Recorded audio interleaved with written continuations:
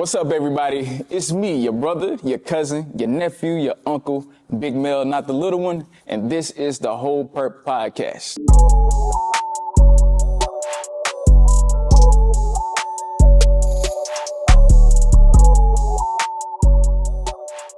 What's up, everybody? Welcome to the Whole Purp podcast, where the whole purpose is the whole purpose. I am your host, Big Mel, not the little one, and today I have an individual here that is pretty multifaceted and very successful in many ways.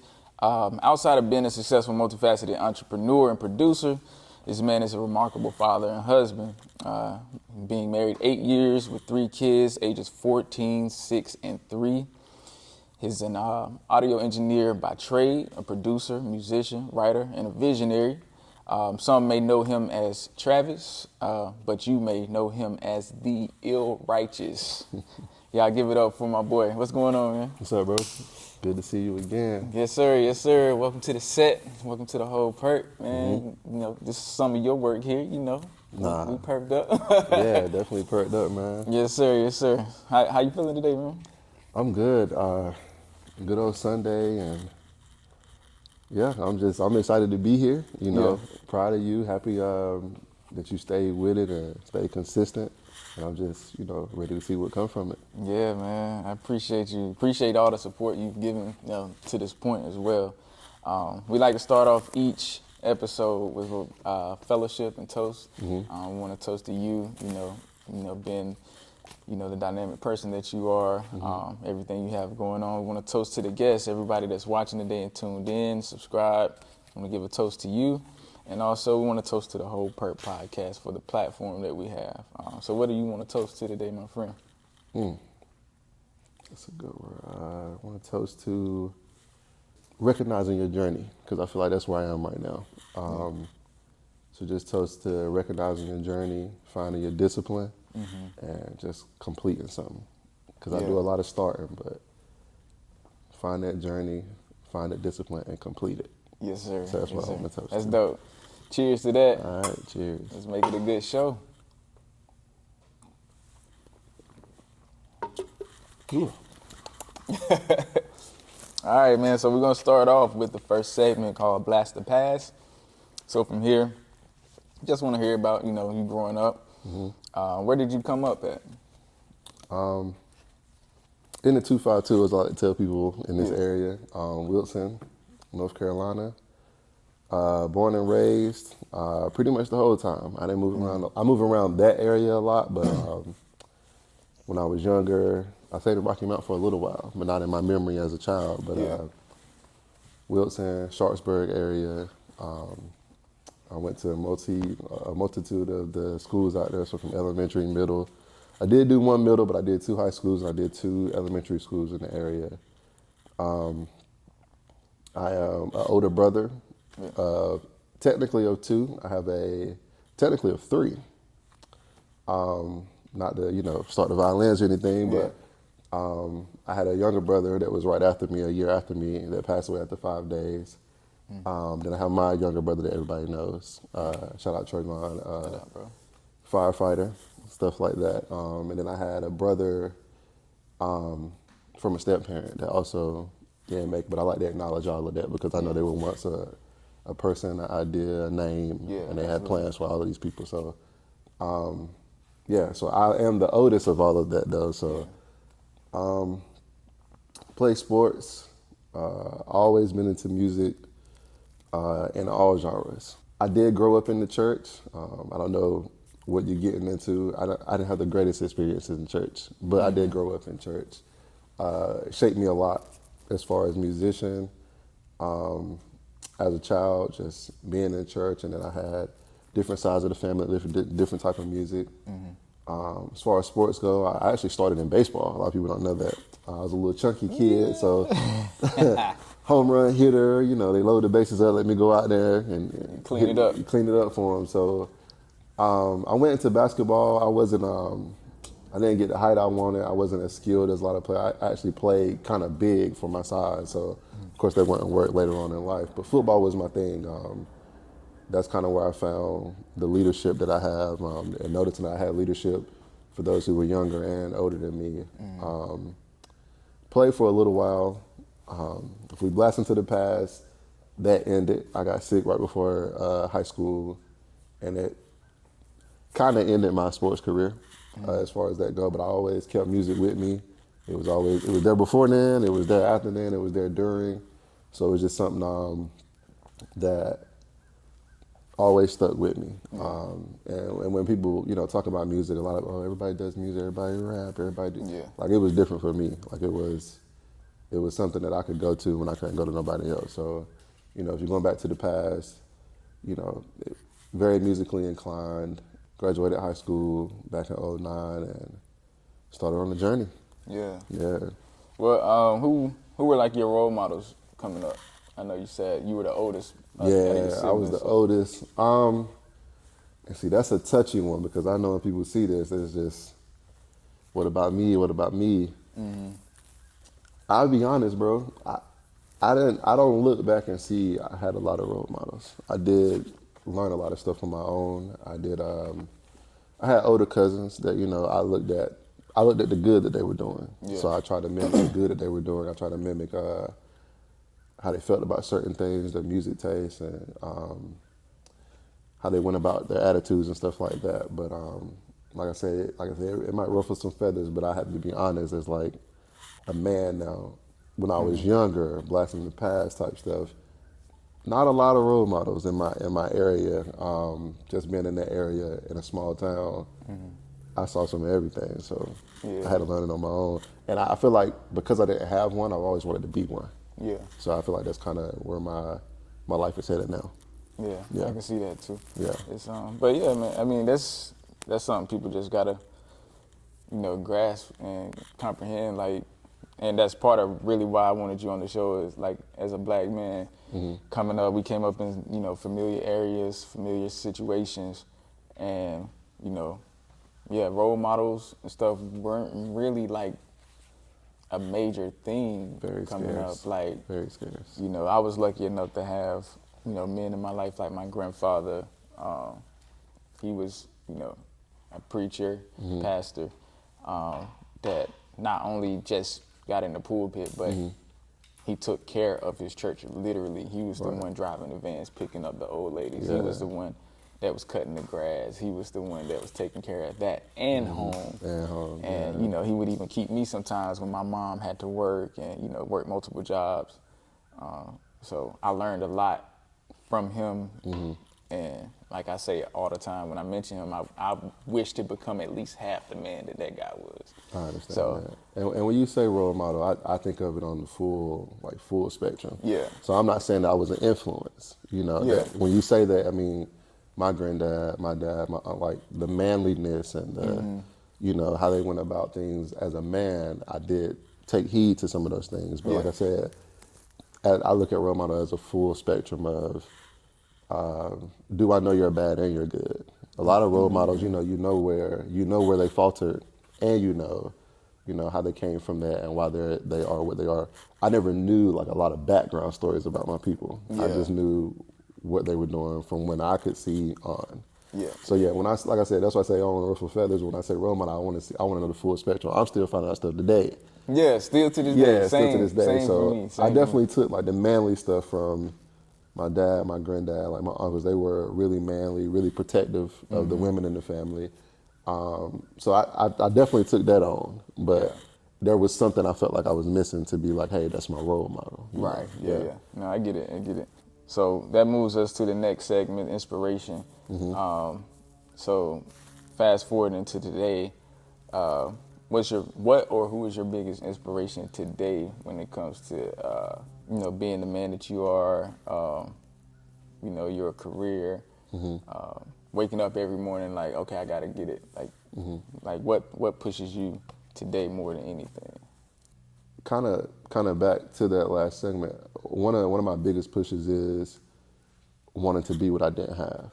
So when I wake up in the morning, like I want to be that for somebody else, whether it's in home, whether it's two sons or daughter, whether it's like just wanting to see your wife smile that day. No matter what type of night you had, week you had, month you had, year you had, you don't want that day to be like that was. So a lot of it is just trying to make a more positive have a more positive outlook. So my inspiration is the positive outlook, the wanting to be what I didn't have. So that's what I am when I go to work. That's what I am when I'm at home. And I have an array, as you spoke. So having a teenager, having a 6-year-old, and then having a 3-year-old, that's a girl, that's a daughter. Yeah. Like that's very different. So they inspire me. My wife inspires me. We have a lot of, I guess you can call them like business meeting type things where we talk about what we want to be, like together. Before we get to the children, what do we want to be? Where are we going?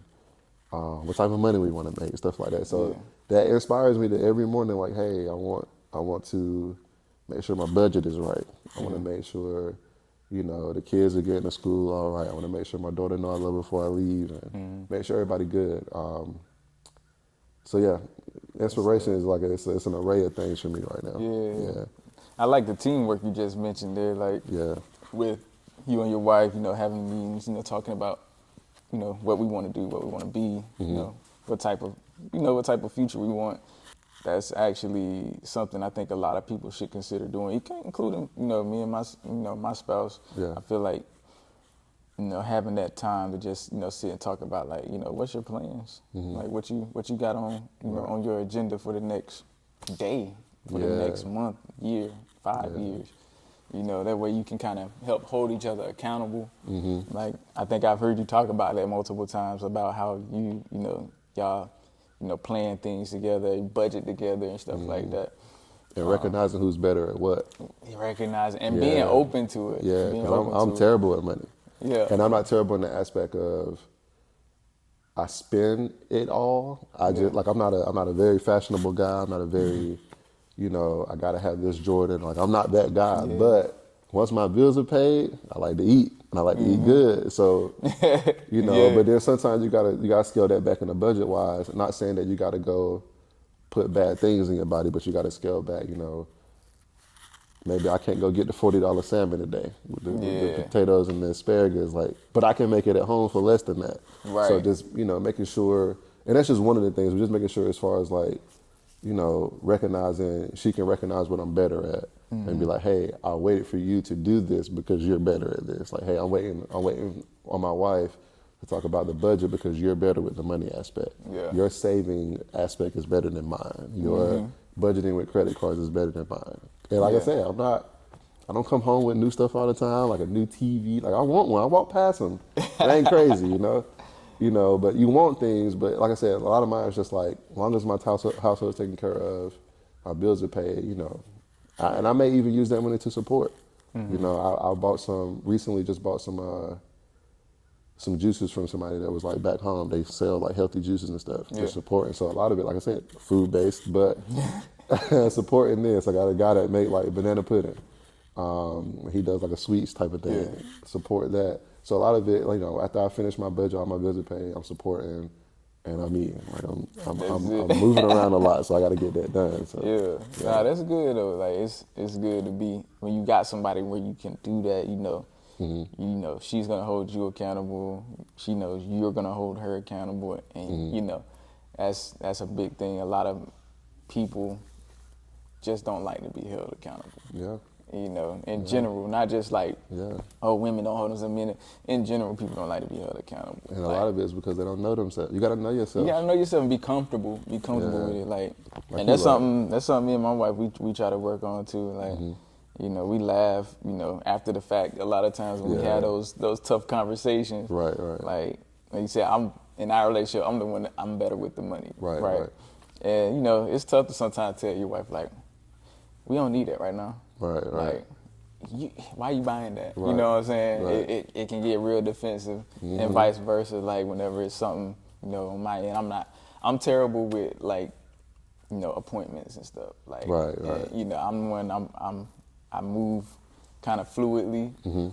So when it comes to certain things, when she, keep asking me, you remember this? I'm like, nah, memory gone, man. Like you didn't tell me that. Yeah. Like I did. And it's not even a memory thing for me. It's just so much going on. Right. Yeah. I don't even know. I'm thinking it was the 10th yesterday. 3 days from now, it's the 20th. Like that don't make sense. That's what it feels like. It feels like that. A lot of times it's not a memory thing. It's it's just the days went by so fast. You dealing with stuff outside, you dealing with school. And it's like, dang, this do come out today, or dang, this was supposed to right. be today. Yeah. And yeah, and you want to handle things, but that time, man. Time flies, man. Time flies. So we're gonna move over to the next segment. It's called the essence. All right. Before we move to that, though, I need for my viewers out there, take a minute, go ahead and like the video, drop some comments, talk to us, talk to Travis. You know what I'm saying? Talk about your own situations, like your marriages or relationships. If you have questions, drop them in there. Share it with your friends, your family. Let them know the Whole Purp is on. There's a lot of good content coming out of this. Most of all, if you can, please, please, please, and another please, subscribe, hit the notification bell so you don't miss out on any content that we drop. I promise you don't want to miss it.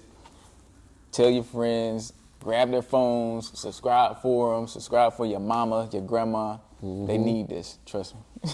With the subscription, I know a lot of people don't butt in at this part, but got a lot of different Google accounts and stuff like that. Log into your YouTube on another one. Subscribe. It's the easiest thing to do. So easy. Comments are so fun. All the stuff that you follow, you comment on. People talk back to you. Sometimes people don't, but it starts a conversation. So subscribe, like. That's the easiest part. Easy. So easiest easy. part. 5 seconds. Not even sometimes, Right. yes.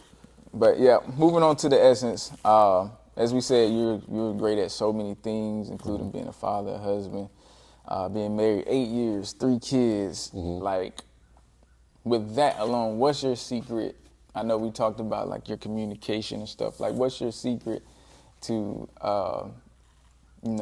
being successfully married and for that length of time? Some people might not see that as a long time, but 8 years. Some people don't make it 8 days. No secrets for me, because I'm an open book with it, and I feel like you always learning.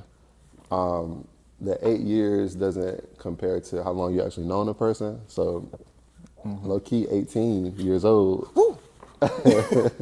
knowing somebody, starting on a journey early, leaving college, finishing college, having a child young and stuff like that. How old were you when you had your first child? I turned 20 2 weeks before my first child was born. Okay. So just adolescent, young, dumb, in love type stuff.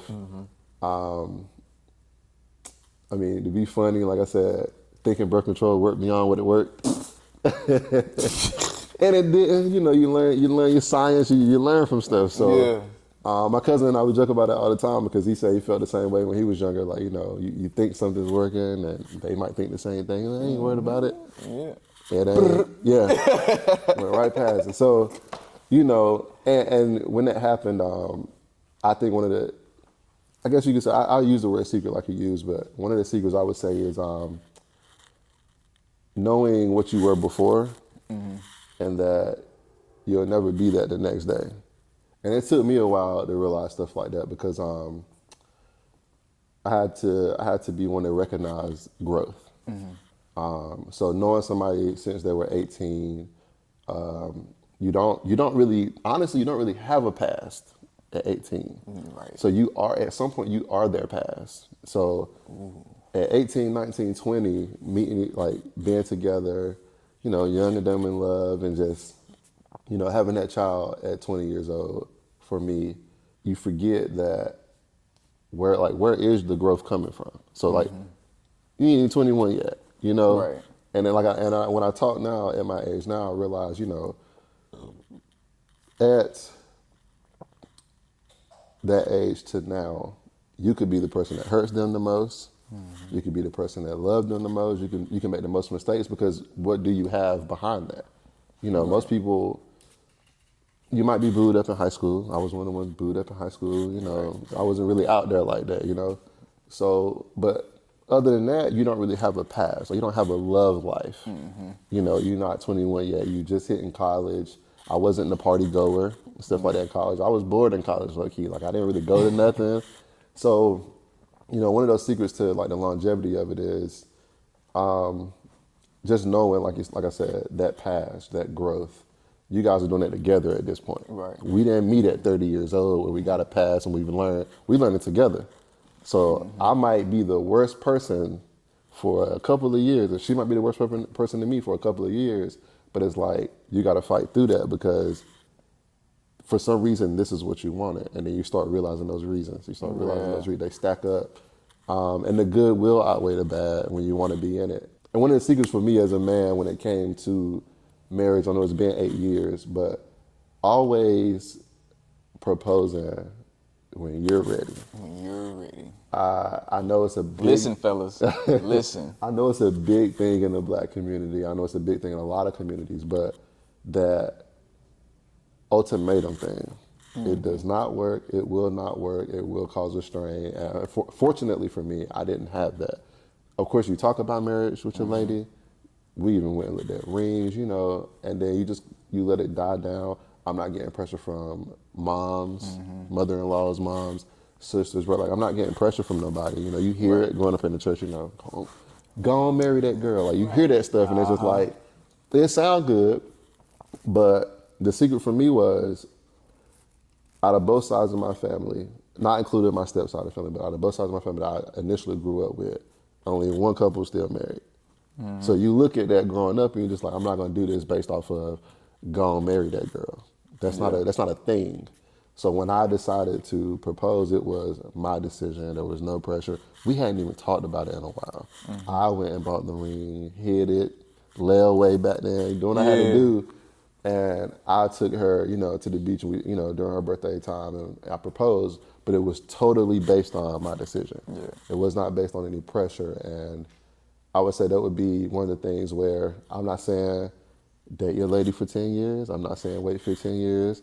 Some people get married after 2 years. Some people get married after 12 years. Like, yes, that's not ideal, but you got to realize I was 18, 19. So I got to grow through. I'm still a kid. Yeah, I got to go through the BS that I was in. I got to grow out of relationships that you shouldn't, like, you have to grow out of relationships you shouldn't have. You have to let people go. You have to let friends go. Friends. Family, those friends, those families. And you have to do it on both sides. A lot of people look at the man and be like, we're the only ones, but the female has to do the same thing. Like, you had to let go. More so sometimes. Yeah, sometimes it is, and it's like you have to let go of what you think is history, because at some point you're gonna have more history with the person you chose than that person. So you let go of that history. I have to let go of history. She has to let go of history, and you have to grow through that and be mature about it too, because you got to realize that we human.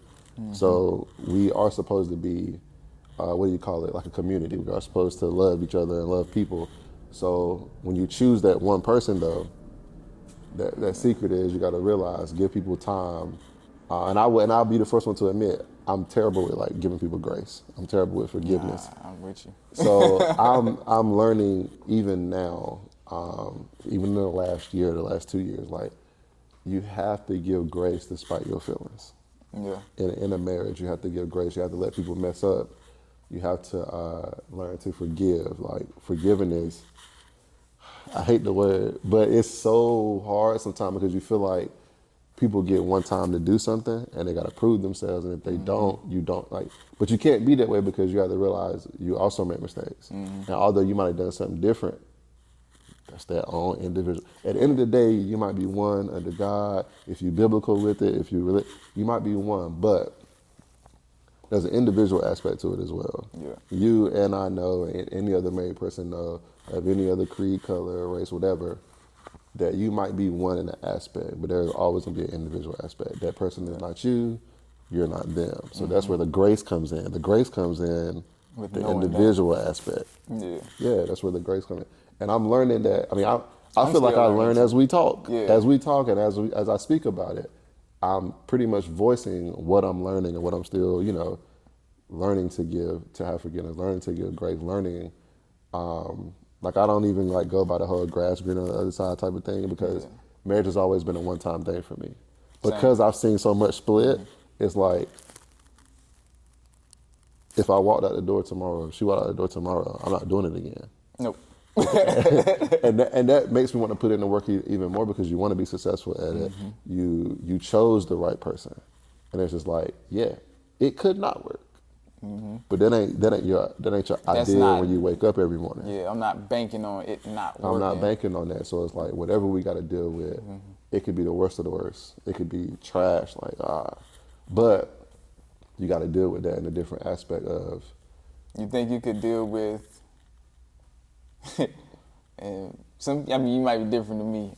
I'm real, like, I'm a punk when it comes to it. You think you could deal with the infidelity if that was something that come across, like, you just find out, hey, dang, like, you really stepped out on me after these years, like, you 8 years in? I think I could have dealt with it earlier. Earlier. Yeah, even earlier before marriage. Before like, marriage. I think I could have dealt with, because I felt like that's where people are trying to separate from who they feel like loved them, what they thought was love. It makes more sense then. Yeah, it makes more sense for me to deal with it early. But now it's like you gotta, in the life that we have, and I would say myself, like I speak for myself, I'm not gonna say we, but I speak for myself, and I say we, just because we have multiple children, but in the life that I have, with multiple children, the schedules we have to go through, if you make time for something like that, you want it to do it. Right. Like, so that would be one of those things where early on you could understand a little back and forth. Early on you could understand at a younger age, I'm still attached to this person. I'm still, because I do, in a sense, believe in soul ties, in a sense, where, if you're active with somebody, and especially if it's like a double back type of thing. Yeah. If it's a new infidelity, that's definitely like a deal breaker. But when you're getting to know somebody and you knowing them, and y'all are younger, we under 25 and stuff like that. Yeah. You got to know that they could be dealing with something. Yeah. There could be issues they're dealing with mentally, with love, all type of stuff. So when that happens, sometimes you can deal with it. Sometimes you can't. Some people break it off right away. Yeah. And I feel like you could lose out on something good like that because you didn't let that person grow. Yeah. So, no, I couldn't deal with it now. Nah, I get it. I couldn't deal with it now. But earlier you might even think it was going on. It might not even really know. A lot of guys talk to me now, like younger guys, like, I don't know about this girl. I don't know what she's doing outside of me. Yeah. And sometimes, especially with the female who is grown, who is personable, who is kept, like, you might not know that because that might not be something they give to you. They might not tell you that. But now, no.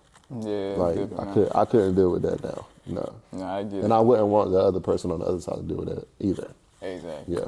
The Whole Purp podcast is brought to you in part by Ill Incomparable Incorporated. We're all ill in our own righteous way.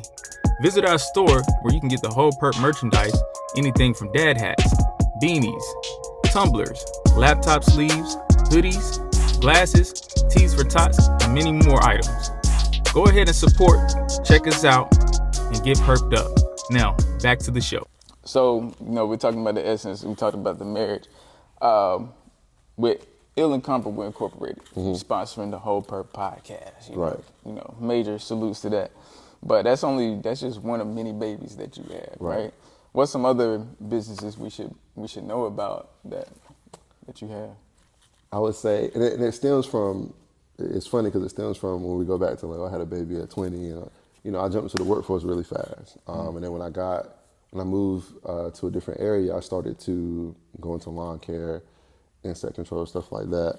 So I did start my own mosquito business where, for that season, I treat, like, outside for mosquitoes, flies. It works on fleas and ticks, so it's good for your pets and everything. Yeah. Where you don't deal with things outside when they're having fun, let alone your kids having fun. So I was working for a bigger company. I helped them get their program off the ground, and I saw what they were charging people. And I was just like, we all know bigger corporations, they can charge what they want. They're the only ones doing it. And I looked into some stuff. We went to a class, and I was just like, so these classes are available to the public. I took 2 courses, took 2 classes, 2 tests, and started my own business with that. And that's something I've been doing for about 4 or 5 years now. Yes. I slowed down this year to kind of rebrand. Yeah. As part of that rebrand is I wanted to start the clothing line. I wanted to, because that's part of, like, the artsy part of me. Like, I want to wear my own clothes at one point. I want to, I don't have to be a designer. I don't have to know how to stitch and do embroidery.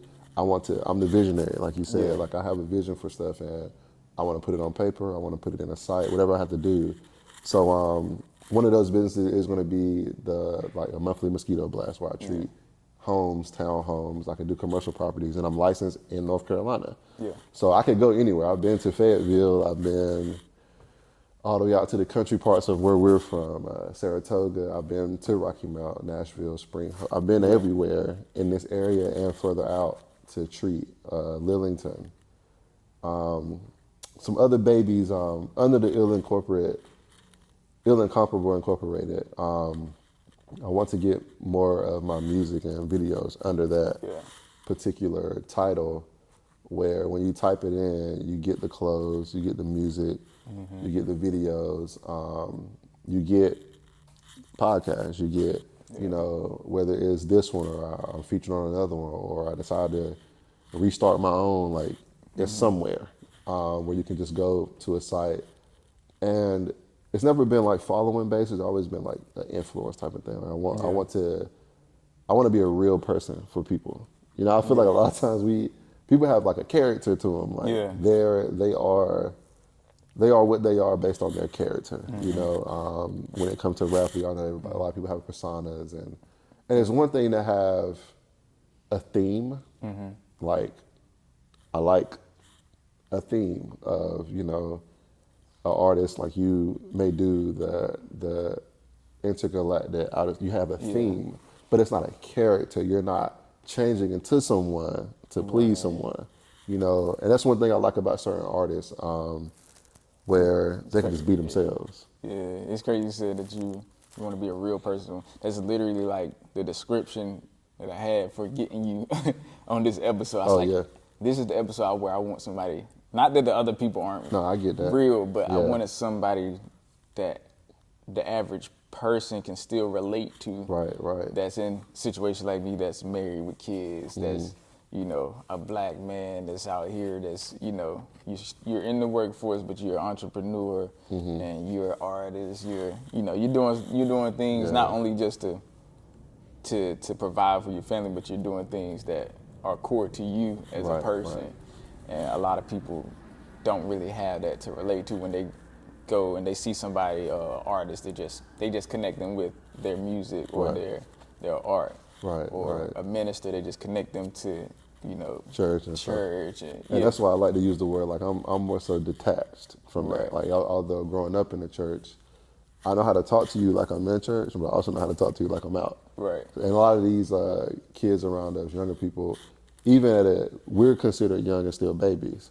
But if people 10 years younger than us, they still need some of the stuff that we've learned. So when you're detached like that, you're able to give them what they need, because you're not coming from a place where they may be scorned from. They may not have had a good experience like I did in the church. They may not have had a good experience with certain people. But you're detached. I'm not connected to something where I can't tell you what it is. Right. So just, you know, and that's what the Ill Incomparable Incorporated like comes from. Don't want to jump ahead. I don't know if it's one of the questions, but the Ill Incomparable Incorporated, it just comes from, the incomparable part is just knowing that you can triumph through everything. Like I'm incomparable to any of my peers and stuff like that. And that's not even in a disrespectful way or a cocky way. There are like GOAT aspects to everybody. You could be the greatest of something for everybody.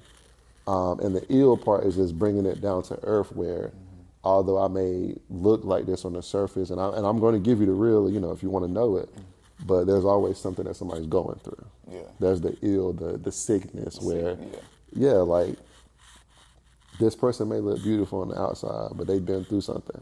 So it's to get away from the word perfect. It's to get away from all that stuff like that, where, you know, if you use the ill righteous part, like I feel like I'm a righteous being. I have something to offer, musically, whether it's mentor and stuff like that. But the ill part brings me back down to earth, where I might be a righteous being, but I have a lot of darkness that I've dealt with and that I still need to heal from. So that's why I want to take the incorporated part. Like, hey, we can come out of this darkness. This is what we're doing. If we got to go back into the darkness to figure something out, we'll do it. But we have the tools now to go back. Like, you have to have the tools to dwell in that darkness sometimes. Because people act like they don't have to go. You have to go back to it sometimes. I like to, I'm not a therapist by any stretch of the imagination, but people really don't realize that when you come out of something, sometimes you do have to revisit it. But when you revisit it, hopefully you've gained the tools to go back to it. Yeah. You know, you might have been scared of the dark the first time, but this time you go in there, you got a flashlight. So you got to have the tools to be able to see what you're doing. But yeah, business-wise, mosquito business. I am an engineer, audio engineer. Do produce. Need to be doing it more, but I do that. And I have some other things that I'm a do that I got in the works that. In my learning, I can't talk about it right now. Yeah. Just me learning. I want to blurt it out like, hey, I got this, and this. I got great ideas, but I'll make sure that I can give it to you when I can give it to you when it's set in stone. Yeah. I'm getting better at setting stuff in stone. So I got some more stuff in the works that definitely going to be under that brand, and it's going to branch off from that as well. Gotcha. Yeah. Yep. Okay. Well, this pushes us to the next segment, the views. This is where basically I just get your perspective on things, and you talked about sort of like, you know, your description of, you know, Incomparable Incorporated, the meaning behind it, the weight that the black man carries, like with Incomparable Incorporated, like you can conquer everything, anything, but the ill brings you down to earth to let you know that you're still, you know, you got things to heal from. So what are some things that you've had to carry, like certain weight that you've had to carry, like for your family, for yourself, that you feel that you have healed or are healing from? Something I would feel like I have healed from in the last couple of years is the, gotta say it the right way, hashtag or whatever, but the church hurt. I feel like I had a hard time humanizing. I wanted perfection from people who were supposed to be in higher places. And I had to realize, you know, part of my hurt was my fault, but as an adolescent, I'm not humanizing people. So I've had instances in church where, because I had a child out of wedlock, you know, I was told certain things like, hey, your child might be this or might end up like this if y'all don't get married. And it was like one of those Russian things. And to kind of dumb it down a little bit, one of those go on and marry those girl type of thing. And it wavered how I felt about those particular people at the time. And I had to forgive those people because in that forgiveness, I had to realize that they ain't know no better. They might be 30 years older, they might be 50 years older. They ain't know no better. That's what they were taught. It's hard church. Right. And they're going to project that, and they don't know another way. So because I knew another way, I had to learn how to forgive. Like, that's the weight I was carrying of not humanizing that particular pastor, not humanizing that person that agreed with them, and realizing, like, when that stuff was said about the child and stuff like that, or my first child, it was just like, oh, if you don't do this under God, your child could be on the spectrum, and something could be wrong. You know, 9 fingers, like, and that's what I took it like, you know, something like crazy. Just cursing your child. Just cursing over something that, you know, you're growing through. And when I grew through it, I had to realize not only did I know no better, but it low key, again, I'm a ruffle feathers type of guy. I don't care because I want people to hear it. Yeah. You have to realize that if I am serving God, if I am going to be God fearing and be a spiritual person, that ain't the God that I want to serve. And I had to separate that, and that's what separated me from the church a little bit, where I had to realize that God was outside of those walls. Yes, sir. And it took me a long time to realize that God was outside of those walls. Like, I don't have to go on Sunday at 11 a.m. and be, you know, okay, this is where God is. Oh, okay. Now I know where God is, because that's where my cousins was crying at. That's where we was crying and all the stuff we've been through. But I was like, dang, I can do this outside of here. And it has happened outside of there where we've had conversations and I had family members break down, but it was all in growing. So I carried that weight where it was just like, you know, oh, if that's the God they serve, I don't want to be with that God. Yeah. But I had to realize that wasn't God. That was them. That was them. And me not humanizing the fact that although you might have this pastor title, you could be misguided still. And I know, again, I'm not ordained to call out no pastors, nothing like that. But you could be a pastor, but you might not know no better at the same time. So a lot of people teach what they are taught. Which was taught from somebody that taught them. which was taught somebody that taught Like, them. and If you it go could have been further back, completely off. yeah, and if you go further back with us, who knows what was taught? You know, because Right. we 400 or 500 years out of what everybody knows, so we don't know what was taught back then. We know what was brought down. But you carry that weight a lot as a black man, being in such a cult type church. Sometimes church becomes a cult, It does. and then just the weight of how dangerous it has been. And it feel like to me like I'll make it like cool when I say it because I used to be real depressed about it, like real like wanted everybody to be safe. If we all were together when we were younger, I was the one that was worried about like, nah, bro, going out tonight. Hopefully nobody, no cop don't mess with him or he don't get caught up with no particular girl or whatever. Something happened to him because I just feel like we're the most looked at as far as influence, but then like how are we dangerous all of a sudden? And I was that guy where when certain verdicts came down, I was upset, like I knew people, bro. Like I was looking at people weird, like I ain't like nobody, because it was just like we getting punished for being cool, bro. Like we really getting punished for being like the total package, the total influence, the total desire. If you Everything that pushed the culture. yeah, everything that pushed the culture. We getting punished for being desirable by every type of woman. We getting punished for creativity, creating the music. If you go back to country and jazz, all that stuff like that, and who really created it, we won't get the credit for it, but we get punished for that. And then we have people come in that they seemingly are good at it, and they take over. I'm not like a big TikTok person, but I see the whole thing going on with the girl who's doing the trail rides. And she didn't create the dance, but she doing and it's like, but that's part of the punishment that we go through, like you said, as black men, with the black women bend our rib or whatever, they go through it as well, that people really do just take stuff from us and make millions of dollars. And then while they're making millions of dollars, a million of us are like rotting in jail. And it get weird, but like I said, like I wanted to be like more positive about like, yeah, we really getting punished as a black man for just being cool. Like we supposed to have Flintstone cars or something like that. Like they act like we ain't supposed to have nothing. And it's crazy because it's 2025. And I know people are still dealing with it. Like I read last year, like people are still trying to treat people like slaves. And you in 2025, and I do with the public a lot, where when they see us in authority, oh my God, like certain people who are still in that time, they do not like that, bro. They don't respect. They don't like being told no by somebody who's supposed to be inferior to them. And I feel like that's something we carry that I don't know if it'll ever go away. And I don't want to be that person where just like, oh, be more positive about it. I'm a realistic person where I don't know if It'll ever go away. that part will ever go away. Like certain people are going to always feel like we're supposed to be inferior. Yeah, And that's true. And I piggyback off that sometimes, and I laugh at it because when you know not only your rights, when you know who you are, when you know what certain people can't do, when you know what's public, what's private, as a black man, you still got to be cautious, but you also got to know, like I'm a surrounding type person. I am a big person on, like, I know what's going on around me. When my wife and my children go out with me, I can tell that they not worried about nothing. And my wife knows and I love Batman. So it's like, you should have been a detective, like, because the stuff I notice and, so peeping it. Yeah, you got to be cautious, man. I noticed what shoes people got on. I noticed, like, what we walked over before we got somewhere, like, little details that would be in, like, TV shows, like.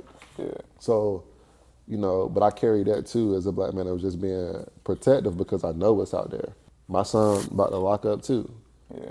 He might be my complexion a little darker than me. Like I know that complexion matter. You got to carry that as a black man. I know my other son a little lighter than us. He might be treated a little better. Honestly, that's just honest. My dad is dark. Like Yeah. the joke on they dark, like melanated, purple almost, like they. So I know as an adolescent they might have been a little bit more dangerous than I was. Just because a lot of this stuff is complexion and it's weird. So as a black man, we carry that, bro. Like it's weird. And then I've never been a person to be like the dark skinned joker, the brown. Like none of that really mattered to me. So because I know all of us carry the same thing. Basically, all of us carry the same thing, bro. It's just where you are. And I'm a homebody. I stay at the crib because of how I feel about stuff like that. Yeah. It don't feel give safe. you, it can give you that sense of like anxiety dealing with that. Yeah. So we're gonna move to the next segment, the infamous Pick Six game. Okay. So I got 6 questions for you, this or that, get you to choose. Might make you think, might make you laugh. All right. So here we go. The first one's easy. I always start off easy. You prefer songwriting or production? See, that's not easy. He lied. That's not easy. This one gonna throw a lot of people for a loop because I might be known more for production, but I would say songwriter. I wrote a song when I was younger on like a neo type thing. I wrote for a female and took a female to the studio. It came to life. Like I did a reference track and everything. Yeah. It came to life. I was able to coach the recording and how it went. I was singing doing with your harmonies. Yeah. Like I want this harmony here. And I had one of my cousins actually with me. The lead singer wasn't my cousin, but my cousin was with me and she was on like background. But like just hearing that come to life, that's different from production, bro. Like, No, I get it. yeah, like I could imagine how Neo feel listening to Beyonce sing one of the songs he wrote like that. It's one of the best feelings, bro. Like writing something down and somebody performing it. Somebody bringing it to life. Yeah. Nah, that's good. Number 2, you rather be an ugly genius or a handsome dummy? I would say an ugly genius, and that's based off the fact that I ain't really never felt pretty like that. I never felt like I was the best looking person in high school. Like I never felt like, and of course my wife don't feel that way. Of course, you hear certain things when you look a certain way, but I've never felt like, Yeah. I always thought if I'm an ugly genius, I can figure out how to make billions, and then I'm pretty again. Because at some point, what's ugly, Right. Like, at some point, what's ugly, there's beauty in everybody. So we've seen in the tabloids and even in regular life, some people end up with like, how they got that person? So you don't know what ugly is to people. So yeah, I'd definitely rather be a genius. Yeah. 3. What's more important, knowledge or creativity? I would say creativity is more important because a lot of creativity can't be taught. Knowledge is books, I guess you could say. If you want to just dumb it down, knowledge is like, you can go read the same book I read and we both know the same thing. Yeah. But creativity wise, even if we work together, your creativity is very different from mine. Facts. Whether it's, songwriting, whether it's production, whether it's how you hear something, you like come off like, you come off the male part, Yike is a very like a cadence king to me and really do like your creativity with that versus like what I can give you, this is what I created, and then your creativity bounced off of that. We can read the same book and learn the same thing. So creativity got to be more important. That's dope. I like that. Number 4, you rather live with ghosts or roaches? I say ghosts. I'm a scary movie fan. Not a scary movie like the Marlon Wayans one, but like just scary movies in general. And low key, man, roaches is just... Roaches different. You kind of know what's going on with ghosts. Roaches just be doing their own thing, and you can't go to sleep around them. You don't know where they're going to be when you wake up. Wake up one on your nose looking yeah, at you. like I know that ghost down the hall. I know that ghost like this certain time. The door slam, it's just the I know there's 3 a.m. and something fall. I know what it is, but roaches, man, they create more. Right. A lot of ghosts don't invite other ghosts. They territorial.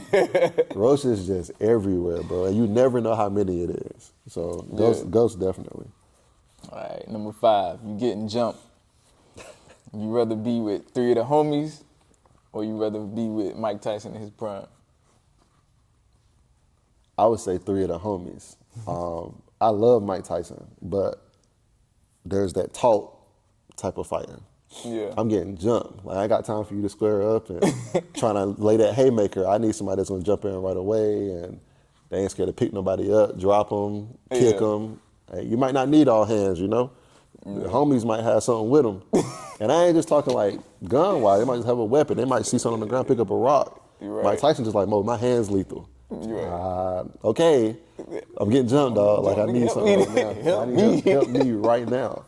So definitely 3 of the homies. So yeah, I would do that. That's cool. All right, last but not least, I always like to end with this. What's more important to you, time or money? Well, I feel like money right now. Yeah. I think the obvious answer is time because you will have time to make more money. But definitely time. I lost a couple people in the last couple of years. I don't have either one of my granddads right now, so time definitely because I wish I was more mature during my grandparents, like my grandfathers. And I would say all three at this point. You know, even my wife's granddad, like, is not here anymore, and that's somebody that I saw at the 18, 19 years old that accepted me. You know, Yeah. 60, 70-year-old black man, just like my granddaughter pregnant, boom, boom. I never had any push from him. Animosity or Yeah, he's a quiet person anyway, but I think he respected how I went about it. Yeah. And I saw that respect just from him speaking to me. He didn't have to have a conversation with me. He just spoke to me, shook my hand when I saw him, and I would help him out right now because, you know, they're older. Yeah. And I think that, you know, that time just to be with these people who, because that's where the respect lies for me, you know. If I can have my grandparents' respect, I don't care about these people outside of here. Yeah. I'm not a, you know, respect your elders type of person. If you don't, you gotta earn it. I'm gonna respect you until you show me you don't deserve it. I don't care how old you are. Yeah. That's just me. And that could be wrong to a lot of people because we always, the yes ma'ams and yes sirs growing up in church, we know that stuff, but it's like, I've seen so many people hurt so many people, bro. Yeah. That's like, I don't care if you're 65, bro. If you don't deserve my respect, I'm not giving it to you. So I need that time with grandparents and the time to make that money, time for the children. Yeah. Big on the time. Yeah. So, like I said, I like to end with that because I always appreciate my guests for coming through and giving me a little bit of time. So I appreciate you for giving me a little bit of your time to help, you know, drop some jewels on, you know, everyday life. Like I said, I wanted a real person on set to kind of talk about things, reach out to and, you know, connect with real people. So, yeah, bro, I appreciate you for, you know, giving me a little bit of that time today. And we appreciate you guys for tuning in. And we're going to catch y'all on the next one. Thank y'all. Take care.